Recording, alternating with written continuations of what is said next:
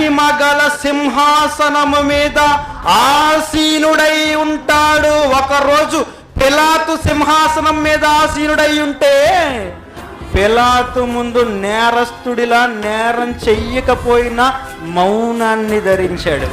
ఒక మట్టి మనిషి సింహాసనం మీద కూర్చుంటే ఆడి ముందు ఒక సృష్టికర్త మౌనంగా నుంచున్నాడు. ఇప్పుడు సింహాసనాల ముందు మౌనంగా నిలబడటం కాదట, ఆయనే ఎక్కడున్నాడట? సింహాసనాసీనుడై. ఎవరా రాజు? యేసుక్రీస్తు ప్రభుల వారు. నువ్వు రాజువా అని అడిగాడు. అప్పుడు క్లారిటీ వచ్చేది. నువ్వు రాజువా? రాజో కాదో చూస్తాడు ఒక రోజు. ఎలాంటి రాజో చూసే రోజు ఒకటి ఉంది.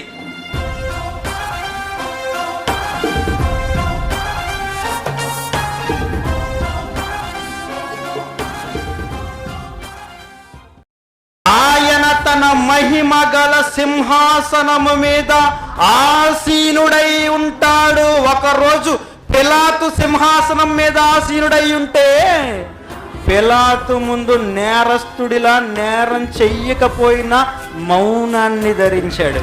ఒక మట్టి మనిషి సింహాసనం మీద కూర్చుంటే ఆడి ముందు ఒక సృష్టికర్త మౌనంగా నుంచున్నాడు. ఇప్పుడు సింహాసనాల ముందు మౌనంగా నిలబడటం కాదట, ఆయనే ఎక్కడున్నాడట? సింహాసనాసీనుడై. ఎవరా రాజు? యేసుక్రీస్తు ప్రభుల వారు. నువ్వు రాజువా అని అడిగాడు. అప్పుడు క్లారిటీ వచ్చేది. నువ్వు రాజువా? రాజో కాదో చూస్తాడు ఒక రోజు. ఎలాంటి రాజో చూసే రోజు ఒకటి ఉంది.